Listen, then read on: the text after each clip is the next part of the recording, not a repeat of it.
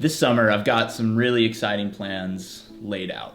It's been a dream of mine since I was a kid to thru-hike the Triple Crown of long trails, the Pacific Crest Trail, the Continental Divide Trail, and the Appalachian Trail. I've already done the PCT, Pacific Crest Trail, in 2018, and so this year I've got plans to try to do the Continental Divide Trail and the Appalachian Trail in a single season. I'm super excited for this opportunity. Been planning it for a long time, run into several hiccups along the way with COVID and changing plans, but I've decided to go ahead and give it a shot in 2021. So in about a week, I'm gonna be leaving for the CDT and then immediately hopping over to the East Coast and doing the Appalachian Trail. So the two biggest questions I get asked about what's going on this summer are the logistics of the trip. What am I actually doing? And what am I packing? What does it take to hike 5,300 miles in a season? So thought I'd go over both of those things, give a look at what I'm gonna be taking, what I'm gonna be carrying on my back in my home for 6 months, hopefully 6 months, and then talk a little bit about what is gonna go into this trip and the logistics behind going through so many different terrains, so many different climates, and hopefully doing it successfully. So I'll drop some links in the description about what type of gear I'm gonna be bringing, kind of breaks it down a little more cost-wise and exact weight-wise. So for all us gram weenies, that's really important. But I'll go ahead and show you what I'm gonna be bringing with me. All right, well, here it is, all laid out. This is going to carry me from Mexico to Canada, and then Maine to Georgia. I'm gonna start real quick with what I'm gonna be wearing pretty much every day. Super grimy, but not gonna have any change of clothes. Trying to keep it as light as possible. And then kind of merge into the big four, and then some of the finer details like camera gear, electronics, toiletries, etc. So yeah, right now I've got a base weight of 13 pounds, which is not ultralight, unfortunately, but I'm bringing some beefier camera equipment, so that's definitely putting it up over that 10-pound ultralight. So it is what it is, but it's pretty light for what I'm trying to do. So hopefully it'll be all right.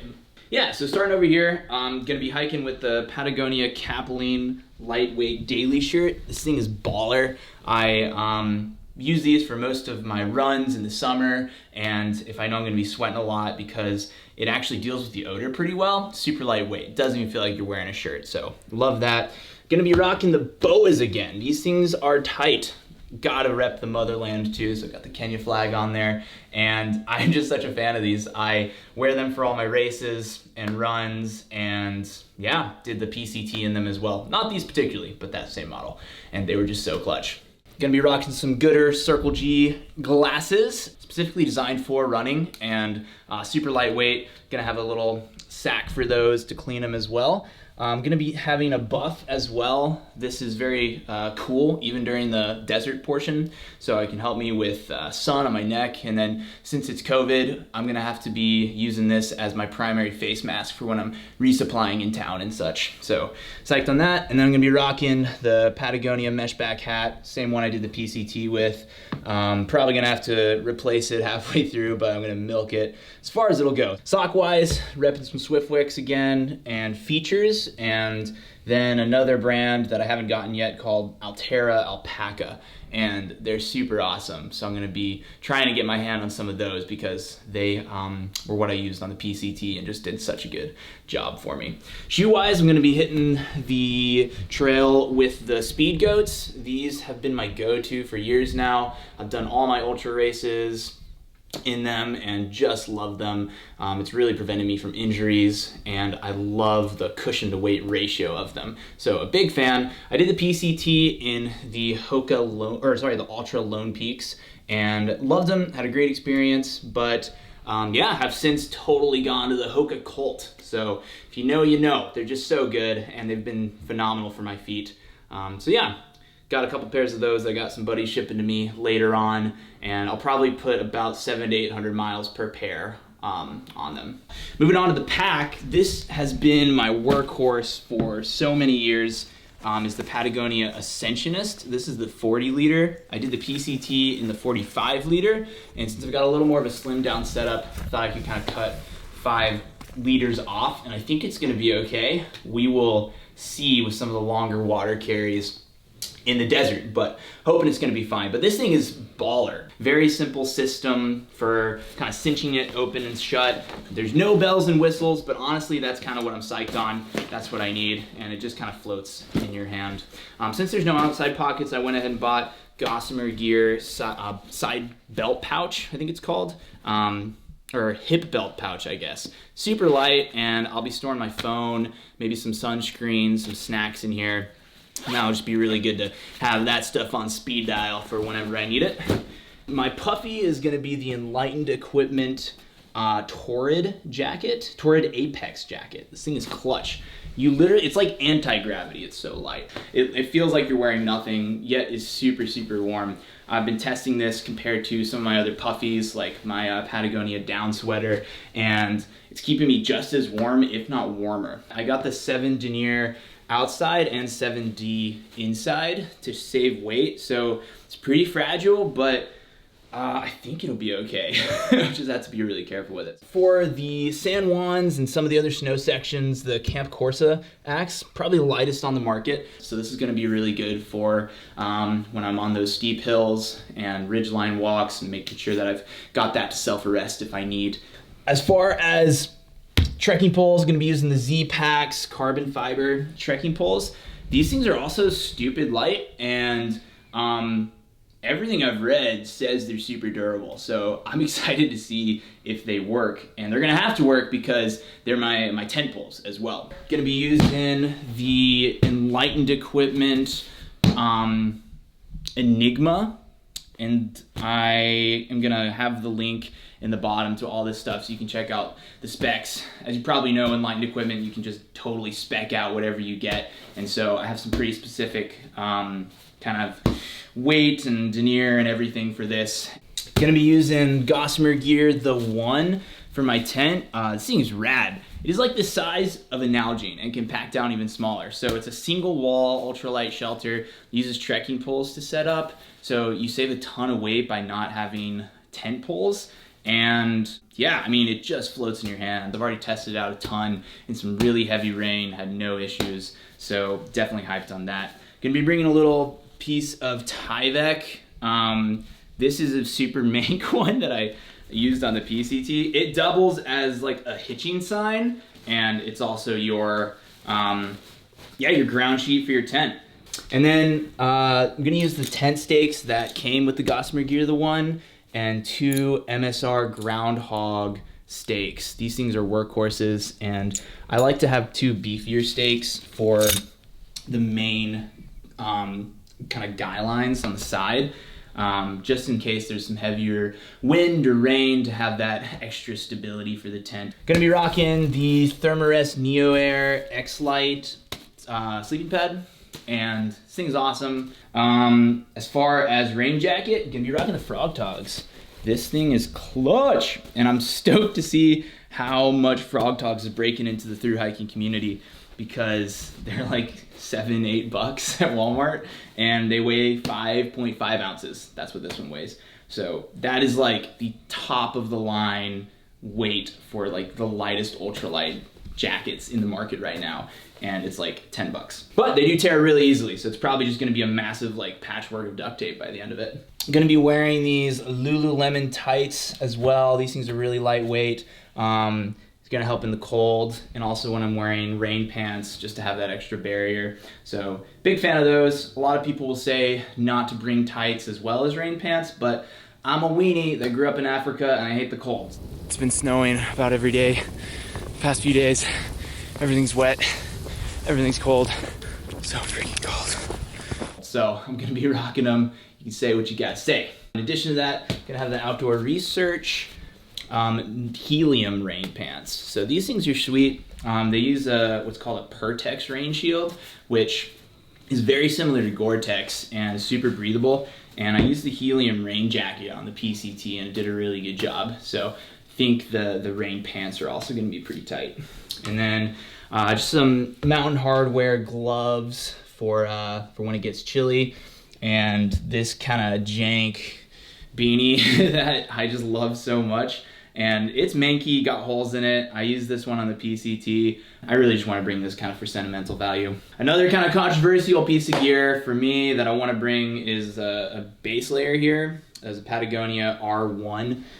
This thing is sweet. I use it for when it gets chilly during my runs. Super breathable, but pretty warm. A lot of people will say that since I got my puffy, I don't need that, but again, I get like stupid cold, and so I'm just gonna kind of have a couple extra luxury items for when it gets kind of snowy and rainy and stuff. Anyways, moving on to cooking stuff, I'm gonna be rocking the Snow Peak 700 pot. This thing is clutch. This is actually the same one that I did the PCT with, and it's still going hard. So I'm gonna just kind of milk this one to the bitter end as well. And it's extremely lightweight, very, very durable titanium pot. And then I actually am gonna go with a bamboo spoon this time. So I had done a little bit of research on this, but hadn't looked into it too much. And Gossamer Gear makes a really cool, I think it's like 10 or 9 grams for this, which is tight. MSR fuel, gonna be having that. And then just a couple smart water bottles. I'm not gonna be messing around with like a Nalgene or anything. Gonna be using MSR Pocket Rocket. Super light. I'm really psyched on the new design. They made it nice and compact. Saved a couple ounces as well. Not a couple ounces, but maybe a couple grams. I don't know what they did, but works just as well, and it's a lot more compact. So little mini Bic lighter. And then yeah, moving on to the electronics here. Really psyched for the camera gear that I'm gonna have on this trip. I brought the Sony a6000 on the PCT, and yeah, it was awesome. Like, it's a workhorse of a camera and did such a good job. And I filmed the entire PCT documentary to measure mile on it. Really, really great camera, but wanted to have the option to shoot 4K and a couple of other things that the a6300 offers. So went ahead and bought a6300, and I'm gonna be shooting with 2 lenses. The 35mm f1.8 from Sony. Awesome in low light, super shallow depth of field, and that's gonna kind of be my primary lens. And then I'm gonna bring the 16 to 50 3.5 to 5.6 as well for like kind of the vlogging shots, and if I want more of a zoom style lens.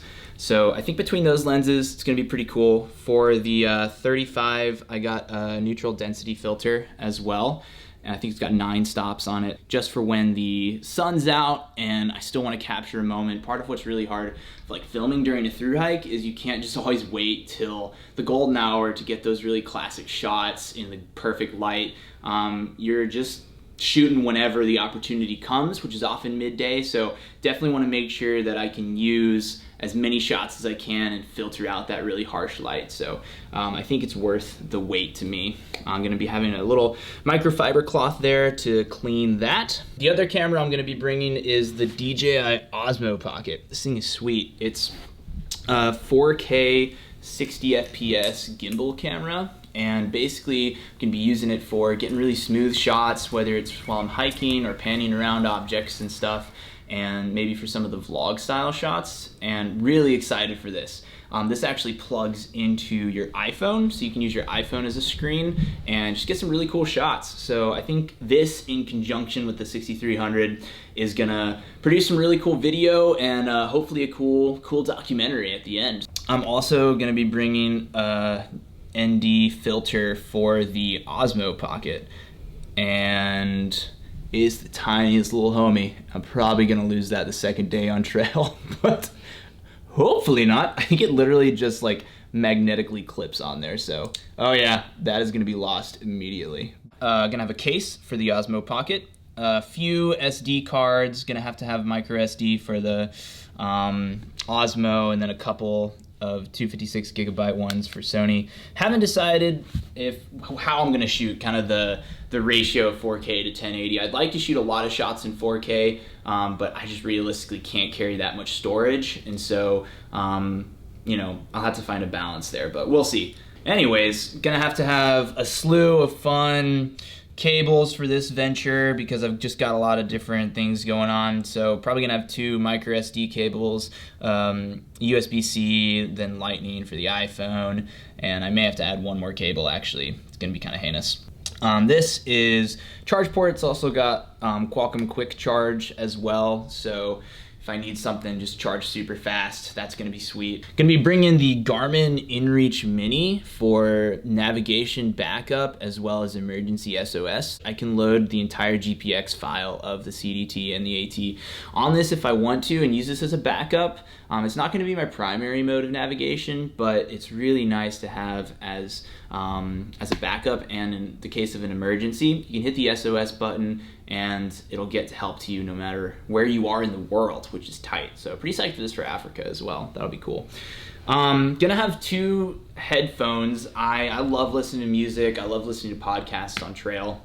Just really helps the time go by pretty fast. So, but I hate cords while I'm like hiking or running, and so these have been the best wireless headphones that I've found. I was gonna bring the AirPods, but these actually get like a few more hours of battery life. It's by Anchor. It's called the Soundcore Life P2. These things are clutch, and basically they're very similar to AirPods, but they've just got tons more battery life and they're waterproof. Gonna have a lightweight neoprene case for the Sony 6300 here, and this is a SD card reader and a micro SD card reader that can hook into my iPhone. This will be really tight for getting those photos and videos over and maximizing the quality of those.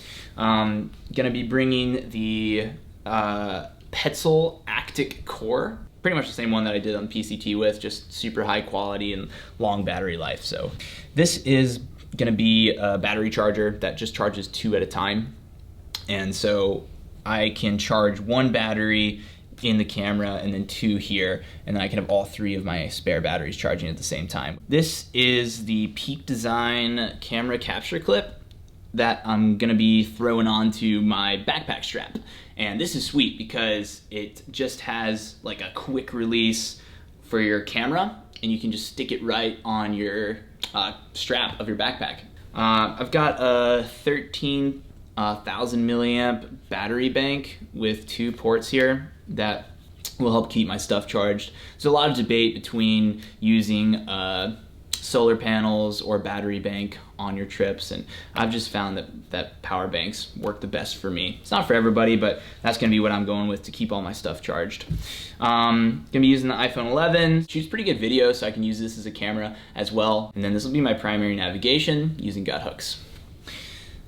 As far as water filtration, gonna be using the Katahdin Be-Free. Did the whole PCT on this in conjunction with bleach, and it is awesome. Just super fast. Honestly, compared to the Sawyer, I feel like it's got a faster flow, and it's just something that is super easy to use.